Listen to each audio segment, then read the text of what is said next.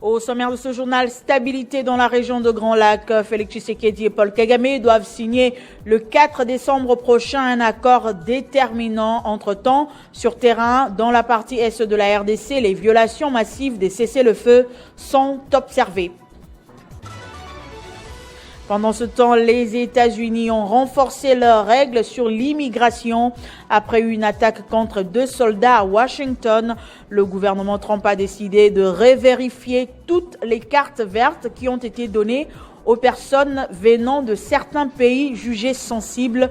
Les détails dans ce journal. L'info, c'est l'heure sur Télé 50. Bienvenue à tous. Parlons d'abord politique. Sous la pression diplomatique de Washington, Félix Tshisekedi et Paul Kagame doivent signer, sauf changement de dernière minute, le 4 décembre prochain, un accord présenté comme déterminant pour la stabilité de la région de Grand Lac. Mais entre-temps, sur terrain, dans la partie est de la RDC, les violations massives des cessez-le-feu sont observées. Les appels à la prudence et à la transparence se multiplient, notamment du côté de l'opposant Martin Fayoulou, qui exige la publication intégrale du document avant toute signature. Sous la pression directe de Washington, le président Félix Tshisekedi aurait finalement accepté de s'envoler pour la capitale américaine le 4 décembre prochain, où l'on attendrait une séance de signatures symboliques avec son homologue rwandais Paul Kagame. Ce geste est présenté comme un pas vers la paix, mais pour beaucoup, il ressemble surtout à un pari diplomatique à haut risque pour le président Félix Tshisekedi, quand on sait que la situation dans l'est de la République démocratique du Congo reste fragile. Car au-delà de salons feutrés du département d'État, la situation demeure inchangée dans l'est du pays. Le groupe rebelle du M23 accusé d'être soutenu par Kigali et selon Kinshasa et par plusieurs rapports internationaux continue de contrôler des zones stratégiques entières, verrouillant routes, localités et positions militaires. Dans ces conditions, le président Félix Tshisekedi s'est calé à Washington, revient à s'asseoir à la table des négociations en position de faiblesse. Ce déplacement offre en outre à ses adversaires politiques une nouvelle occasion de l'accuser de céder aux pressions étrangères et de signer un accord de paix sur papier sans garantir la paix réelle sur terrain. Du côté américain engagé dans une diplomatie d'influence face aux ambitions régionales du Rwanda, l'objectif semble clair, arracher un accord susceptible de stopper l'escalade militaire dans la région des Grands Lacs. Mais à Kinshasa, nombreux sont ceux qui redoutent que cette initiative ne donne naissance qu'à un accord de façade, incapable de modifier l'équation sécuritaire tant que les rapports des forces sur le terrain restent en faveur du M23. En acceptant de se rendre aux États-Unis d'Amérique, le président Félix Tshisekedi cherche néanmoins à capitaliser sur l'appui américain afin de consolider sa stature internationale et d'obtenir des garanties qu'il juge indispensables à la stabilité du pays. Mais c'est une manœuvre délicate, un jonglage entre calculs diplomatiques et une crise sécuritaire dont les conséquences sont bien réelles pour des millions de Congolais. À Washington, le président congolais tentera d'éviter le piège d'une paix dictée. Toutefois, tant que les armes parlent dans l'Est, le véritable test de cet accord, s'il aboutit, ne se jouera ni dans des communiqués officiels, ni sur des photos des signatures, mais sur les collines où le M23 conserve encore l'initiative. Et dans ces contextes, l'opposant Martin Fayoulou a lancé un appel via son compte X à l'attention du président de la République. Il demande la publication complète du contenu de l'accord avant toute signature. Pour lui, le peuple congolais a le droit de connaître les modalités, engagements et garanties contenues dans ces textes afin d'en juger la pertinence pour la nation. Il réclame la tenue d'un dialogue national inclusif impliquant la société civile, les communautés affectées, les victimes, les représentants politiques, plutôt qu'un accord bilatéral restreint décidées dans les coulisses et dans les cadres internationaux. Le 4 décembre approche avec la promesse d'un tournant diplomatique, mais rien ne pourra garantir que des signatures suffisent à faire taire les armes. La vraie paix ne se décrète pas à Washington. Elle se construit sur les terrains, dans les collines, dans les villages, dans les cœurs congolais. Publier l'accord, ouvrir un dialogue national, donner la parole à ceux qui ont souffert, c'est là peut-être la seule chance que cette paix ne soit pas qu'un mirage, mais un véritable commencement. Poursuivant sa campagne de vulgarisation des résolutions de la Commission africaine des droits de l'homme et des peuples, ainsi que celle de la société civile africaine, le ministre des Droits humains, Samuel Bemba, a reçu ce vendredi les différentes confessions religieuses afin de les mobiliser dans ce combat initié par le chef de l'État, Félix Tshisekedi. En présence de 2 groupes représentant les confessions religieuses, notamment la plateforme de confessions religieuses dirigée par le révérend Ejibaya Mampia, le ministre Samuel Bemba Kabouya a dans une démarche didactique expliqué à ses hôtes les enjeux liés à la reconnaissance de génocide commis par le peuple congolais, tout en soulignant que ces crimes ne doivent pas être confondus avec le crime de guerre ou les crimes contre l'humanité. À cet effet, comme il a résumé devant la presse, il a demandé à ses responsables religieux de relayer largement ce message dans les églises. Je remercie les révérends représentants légaux des confessions religieuses d'avoir accepté que nous puissions nous rencontrer aujourd'hui pour que je puisse leur remettre les 2 premières résolutions reconnaissant le génocide commis en République démocratique du Congo. Prenant la parole au nom des différentes confessions religieuses, le révérend Ejibaya Mampia a remercié le ministre des Droits humains pour cette initiative et a promis l'implication active de l'Église dans cette campagne. Nous, au nom de la plateforme des confessions religieuses, nous avons reçu ces informations à cœur ouvert, car c'est un équipement que Son Excellence, Monsieur le ministre des Droits humains, a mis à notre disposition. Ces 2 résolutions vont enrichir notre verbe ou notre allocution pour communiquer à nos paroissiens, à tous les croyants, comme tous le savent, en République démocratique du Congo, près de 80% de la population fréquente les lieux de culte. Et ainsi à notre... Avec cette adhésion de confession religieuse, la campagne gagne en ampleur, laissant entrevoir une sensibilisation plus profonde des situations et une avancée significative vers la reconnaissance des génocides commis par le Rwanda. Et puis, le gouvernement de la République poursuit la mise en œuvre effective du régime spécial de sécurité sociale. Abounia Onitouri, le vice-premier ministre en charge de la fonction publique, Jean-Pierre Liao, a officiellement sensibilisé les éléments des FARDC et de la police sur les mécanismes et avantages de cette réforme stratégique.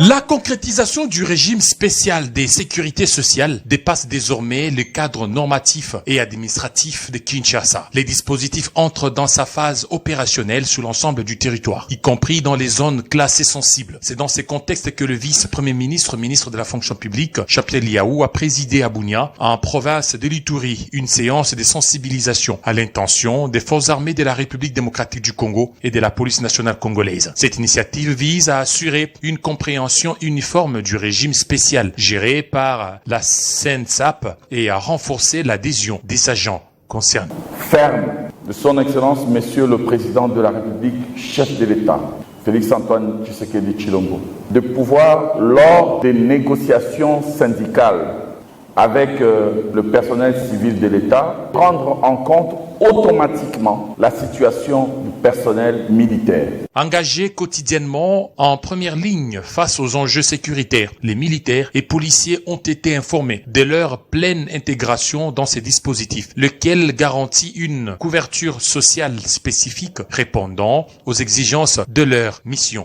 De mettre en place un système qui protège celui qui s'est engagé et qui a été blessé en défendant la nation, la patrie. Branche vieillesse pour des retraites dignes et pérennes Et puis brancher à sécurité sociale, accidents, risques professionnels, pour ceux qui sont encore en activité et qui peuvent causer l'ICAMA. Présent à cette séance, le gouverneur militaire d'Elituri, le lieutenant-général Johnny Luboya, a salué l'approche du gouvernement visant à améliorer les conditions de vie des forces de défense et de sécurité. Il a souligné que cette réforme constitue une reconnaissance institutionnelle du sacrifice consenti par les militaires et policiers engagés dans la sécurisation du pays.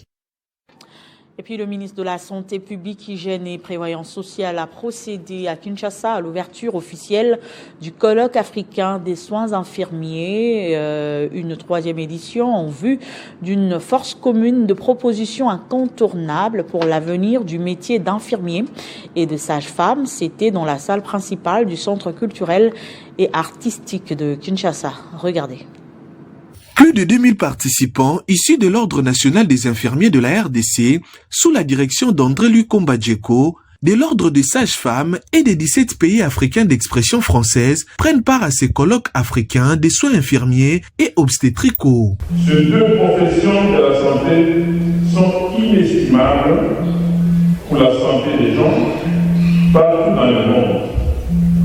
Sans infirmières et sages-femmes, nous n'atteindrons pas les objectifs du développement durable ni la couverture sanitaire universelle. Lancée ces jours par les ministres de la Santé Roger Kamba, cette maison commune pour les infirmiers, les infirmières et les sages-femmes d'Afrique francophone, qui ira jusqu'au samedi 29 novembre, est un espace de partage du savoir-faire, de la confrontation des réalités et de la construction ensemble de l'avenir de ces professions en lien avec la couverture santé universelle. Le paquet de soins de base que nous allons déployer, par contre, il va s'étendre. Il va étendre cette couverture au-delà de la maternité et de la prise en charge de nouveau-nés en incluant d'autres bénéfices tels que, ou d'autres prestations telles que la consultation des médecines générales, des médecines spécialisées, les hospitalisations au niveau des hôpitaux généraux de référence, chirurgie générale, chirurgie obstétricale, chirurgie gynécologique, la prise en charge de prothèses et même jusqu'à la prise en charge de soins palliatifs. Casio 2025 dans nos hôpitaux qui intervient à un moment décisif pour revaloriser, renforcer et repositionner ces professionnels d'une importance stratégique et qui sont des acteurs de la transformation des systèmes de santé, a déclaré le professeur Rachid, chef de la délégation des infirmiers du Maroc. Effectivement, lorsqu'un pays africain réfléchit à mettre en place une couverture sanitaire globale universelle, ça va vraiment avoir un impact positif sur l'accès aux soins de la population africaine. Au Maroc, on a eu la même expérience. Donc je crois que ce serait une bonne piste pour essayer un petit peu de rendre l'accès aux soins avec une équité territoriale bien réfléchie. La refondation du système de santé congolais restera tributaire d'une vision partagée et de l'implication active des infirmiers et des sages-femmes sur l'ensemble du territoire congolais. Les recommandations de ces assises sont donc attendues. Et dans le Holomami, le vice-gouverneur Mwenzewa Kadilo Hussein a procédé au nom du gouverneur en mission au lancement de la campagne de vaccination combinée contre la rougeole et la tuberculose dans cette province. Cette vaccination concerne les enfants de 6 mois à 14 ans. L'Institut La Termitière a servi de cadre au lancement officiel de la campagne de vaccination combinée contre la rougeole et la rubéole des enfants de 6 mois à 14 ans dans la province du Holomami. La dite campagne a été lancée par le vice-gouverneur Mwenzewa Kadilo Rosen, représentant du gouverneur Marmo Banza à mission. Après les allocutions de plusieurs intervenants du secteur de la santé qui ont abordé les deux types de pathologies, la rougeole et la rubéole, qui sont similaires par rapport aux symptômes. Devant le représentant de la présidente de l'Assemblée provinciale par intérim, certains membres du gouvernement ainsi que leurs invités, que plusieurs partenaires venus pour cette fin, le vice-gouverneur Mwenzewa Kadilo Rosen a rendu le vibrant hommage au chef de l'État Félix Antoine Tshisekedi Tshilombo, garant de la couverture santé universelle. Nous invitons les parents à accompagner tous les enfants âgés de 6 mois à 14 ans vers les sites de vaccination qui seront installés en stratégie fixe et des fois avancée pour recevoir ces vaccins combinés contre la rougeole et la rubéole. Après cette campagne de 5 jours, ce vaccin sera donné en PEV de routine à tous nos enfants. Je ne puis terminer mon adresse sans exprimer ma gratitude et celle de toute la population du Olomami, aux partenaires techniques et financiers dont l'appui à l'échelle nationale et provinciale est déterminant pour leur apport en vaccin. Signalons que la dite campagne des vaccinations combinées contre la rougeole et la rubéole va du 27 au 1er décembre 2025 dans la province du Olomami. Et pendant ce temps, le gouverneur du Tanganyika a échangé avec sa base à Manono, accueilli en triomphe. Il a évoqué les questions d'actualité, notamment la sécurité et le social des populations. Le gouverneur Christian Kitungo Muteba est arrivé mardi à Manono dans le cadre de sa tournée d'itinérance à travers les territoires.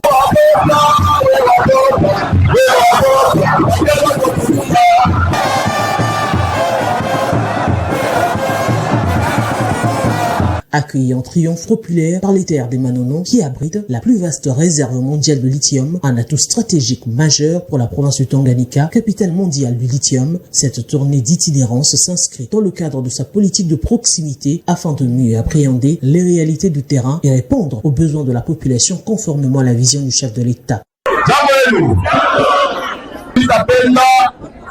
Pour nous remercier d'un chef de l'État mondial lui permettre tufike hapa Manono haya vile nitapenda mwabote mmusalimie Fachi Beton, tumsalimie Fachi Beton, tumsalimie. Asante sana. Nisiwezi kumsalimia president de la République bure ni usabu mke wake Mama Denise Nyakeru. Mama Denise kumandeka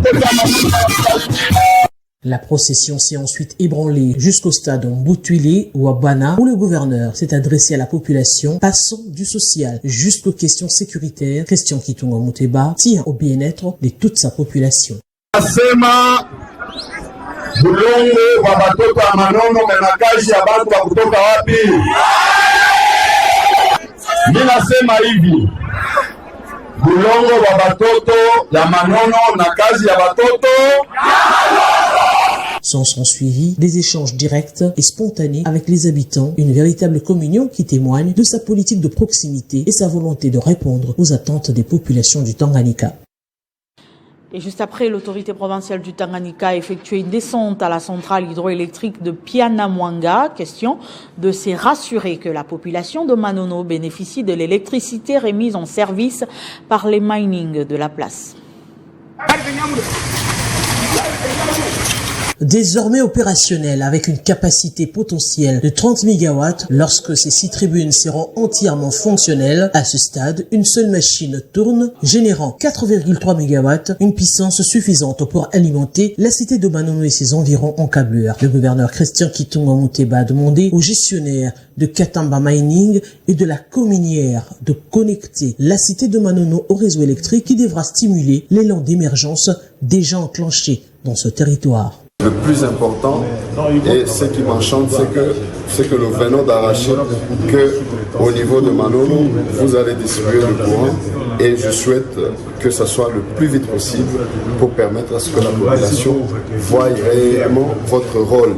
Vous vous attendez à donner le courant à Manono, le lithium et aux autres, mais il faut déjà commencer à donner à la population pour que vraiment que ça soit l'enchantement en fait de la présence de cette société. Vous savez que le développement marche de pair avec nous. Donc faisons un effort très rapidement qu'on puisse connecter la cité de Manono en électricité. Par la suite, le gouverneur du Tanganyika a présidé une réunion élargie sur le site afin d'évaluer les conditions de prise en charge des travailleurs congolais, un point central des préoccupations de la population locale. Il a également exigé l'amélioration des aspects déficients et insisté sur la nécessité de prioriser les fils et filles de Manono comme bénéficiaires directs de l'exploitation de cette centrale. Une démarche saluée par la société civile qui y voit une avancée tangible pour Manono en particulier et pour l'ensemble de la province du Tanganyika. Ninashukuru sana na kumbea gouverneur na ekipe mzima yenye toka na Kalemi na territoire yetu ya Manono ate wetu na sete mzima Mungu ewapatie hekima. Ainsi, Manono, longtemps plongé dans l'obscurité, s'apprête enfin à voir des lampes se rallumer, une lueur d'espoir qui marque un tournant vers le décollage socio-économique de cette cité prometteuse grâce à la détermination et la clairvoyance du gouverneur Christian Kitungo Muteba. Revenons à Kinshasa. Le ministre provincial de l'Emploi et Entrepreneuriat, Jésus Noël Cheke, a présidé la première réunion du comité de pilotage. Objectif, renforcer les compétences locales pour apporter une réponse cohérente et coordonnée à une offre professionnelle. Au total, 12 000 jeunes Quinois visés par le projet formation, emploi et entrepreneuriat. Le ministre provincial Jésus Noël Cheke a présidé la première réunion du comité de pilotage. Dans les libérales, que devient cette carte si un chauffeur doit quitter de chez les présidents, puisque un des objectifs c'est la sécurité, l'introduction par le coordonnateur. Membre permanent du comité de pilotage de ce projet, le ministre provincial ayant en charge l'emploi dans la ville de Kinshasa, Jésus Noël Cheke, a, dans son mot des circonstances, salué une initiative majeure pour la jeunesse quinoise destinée à structurer les filières professionnelles, renforcer les compétences locales pour apporter une réponse cohérente et coordonnée à une offre professionnelle souvent fragmentée. Que ce soit comme ça, parce que il y a les proverbes, il y a une vision, l'emploi et la fonction très de formation professionnelle. Directement passer à la présentation. Aligné totalement au programme provincial des professionnalisations et des formations des métiers. Cette réunion marque le démarrage d'une coopération fructueuse de 6 millions d'euros entre la Belgique et la République démocratique du Congo, dont la ville de Kinshasa est principale bénéficiaire. Sous le thème Guérir, avancer, leadership, la présidente de l'ONG ELCOS, Odiane Lokako, a lancé sa campagne Force collective à la Haute École de Commerce, où elle a redonné espoir aux étudiants en les appelant à la responsabilité, à la discipline et à l'engagement citoyen. Alex Iesegombe, actuellement Haute École des Commerces, Odiane Lokako a ravivé l'espoir d'une jeunesse congolaise longtemps désorientée. Accueillie par de longues acclamations, elle y a lancé sa campagne Force collective, un concept destiné à transformer la douleur collective de Congolais en énergie positive dans un contexte marqué par le chômage et le manque d'opportunités. Entrepreneur en agro-business et CEO de la Fondation Lokako, elle a insisté sur la solidarité, le civisme, la discipline, l'intégrité et l'engagement communautaire, rappelant que le développement de la RDC est la responsabilité de chacun. Cette jeunesse aujourd'hui, ils se cherchent. Qu'est-ce que je vais devenir? La vie est difficile. Est-ce que c'est toutes ces questions qui se posent et c'est légitime. C'est comme ça que justement dans ce projet de force collective, voir qu'il y a des Congolais qui réussissent indépendamment de la politique.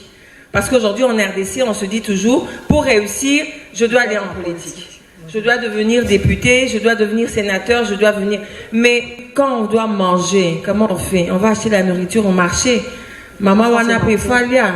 Donc ça veut dire que tout le monde a un rôle à jouer pour que la collectivité avance. Aux côtés des panélistes Tizia Mukuna et Laurent Mwashirwa, Odiane Lokako a encouragé les étudiants à cultiver les valeurs essentielles, respect, honnêteté, justice, responsabilité et empathie. Donc le premier problème pour guérir, c'est d'abord être fier de qui nous sommes.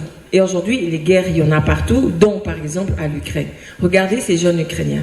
Tous les jours dans les réseaux sociaux, ils postent, ils parlent, ils défendent leur pays. Mais nous, qu'est-ce qu'on fait? On insulte. Donc, nous devons à un moment réaliser ça. En tant qu'étudiants, nous allons changer beaucoup de choses. D'abord, à notre environnement. Ce passage à l'ex-Institut supérieur de commerce constitue la première étape d'une tournée nationale dans les institutions d'enseignement supérieur initiée pour éveiller les consciences, renforcer l'engagement civique et inspirer une jeunesse résiliente. Séduits par son intervention, les étudiants lui ont exposé les difficultés de leur établissement et lui ont demandé d'être leur porte-voix auprès des autorités.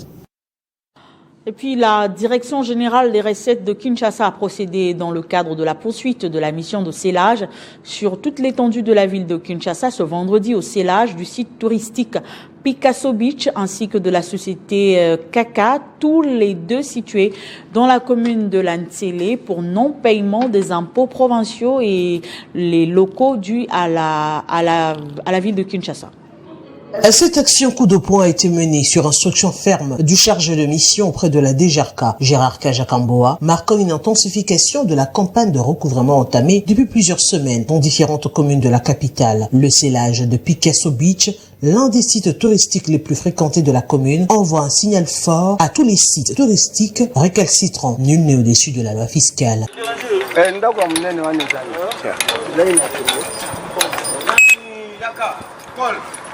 La DGRK met ainsi en garde toutes les structures opérant à Kinshasa. Le non-paiement des impôts expose à des sanctions sévères, scellant les dispositions légales et réglementaires en la matière.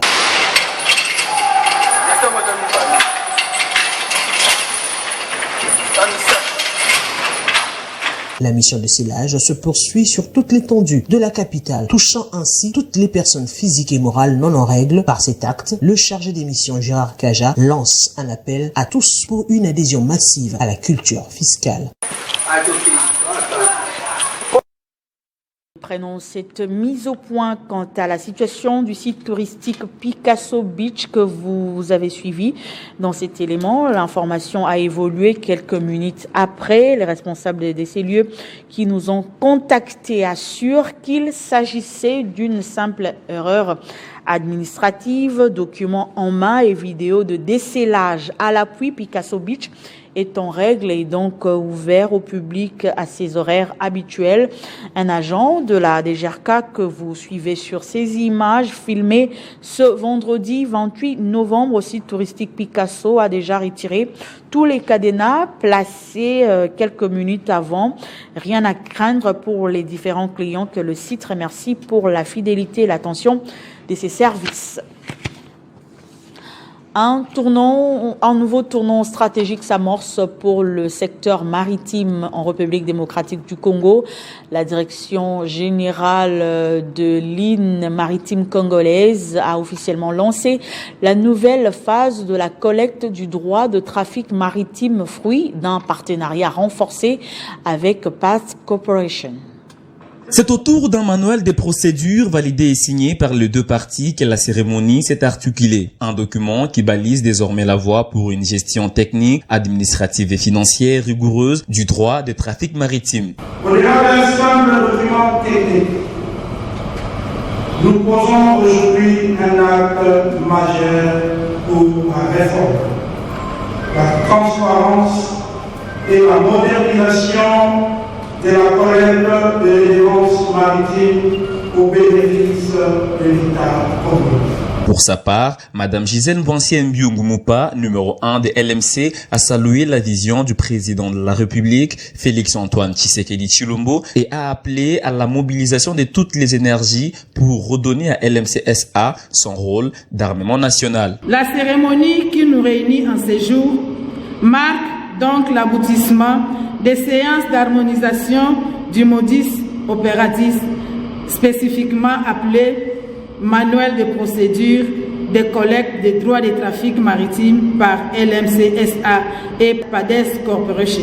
Pour la ligne maritime congolaise, la synergie scellée ces jours avec PADES Corporation SARL est bénéfique et très attendue car elle nous permettra d'augmenter de façon optimale l'assiette recouvrable des droits de trafic maritime dont la couverture reste encore faible.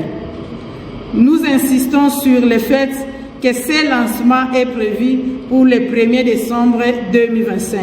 Une cérémonie qui scelle les débuts d'un nouveau chapitre pour la souveraineté économique maritime de la RDC. Et sous le haut patronage du ministre de l'Enseignement supérieur, universitaire, recherche scientifique et innovation, Thérèse Soumbou, l'université du CEPROMAD organise une journée scientifique ce samedi 29 novembre à l'Institut national des recherches biomédicales. Son recteur, le professeur émérite Oscar Ntsaman, appelle les scientifiques de tous bords à cette grande messe entrepreneuriale. Sous les thèmes néonatologie du management entrepreneurial, infertilisation, maturation et transversalité dans le système LMD, cette journée scientifique de haute facture se tiendra sous le haut patronage du ministre de l'Enseignement supérieur, universitaire, recherche scientifique et innovation, professeur Thérèse Soumbou Ayasafi, intervient dans le contexte des réformes édictées par le ministère de tutelle et regarde l'état de lieu des LSU organisés à Lubumbashi où le management entrepreneurial devrait être enseigné dans toutes les filières de l'enseignement universitaire en RDC. Pour le recteur de l'université du CEPROMAD, professeur émérite Oscar Ntsaman, cette journée de réflexion sera axée sur les stades embryonnaires des startups jusqu'à la maturation du management qui intéresse à ce jour tous les secteurs de la vie. Cette journée scientifique qui se tient samedi à l'amphithéâtre de l'INER B à partir Cette journée scientifique se tiendra samedi à l'amphithéâtre de l'INER B à partir de 9h. L'université du CEPROMAD vous souhaite la bienvenue. En dehors de nos frontières, en bref et en images, les États-Unis ont renforcé leurs règles sur l'immigration après une attaque contre 2 soldats à Washington. Le gouvernement Trump a décidé de revérifier toutes les cartes vertes qui ont été données aux personnes venant de certains pays jugés sensibles comme l'Afghanistan, l'Iran, le Cuba, la Somalie, le Soudan, le Yémen et le Venezuela. L'attaque qui a visé 2 militaires en service a ravivé les tensions autour de la sécurité nationale. L'une des victimes a succombé à ses blessures, renforçant un climat de méfiance et de crispation déjà présent depuis plusieurs mois. Ce journal est terminé. Place au rappel des titres.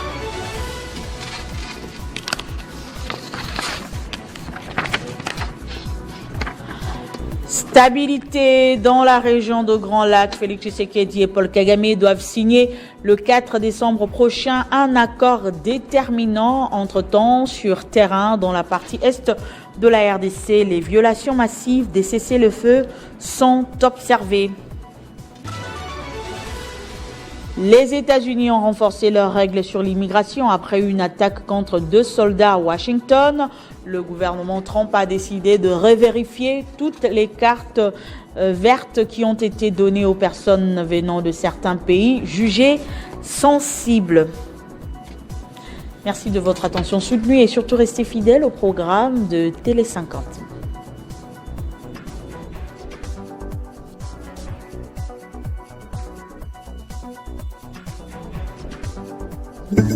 Retrouvez toute l'actualité en continu sur www.tele50.cd.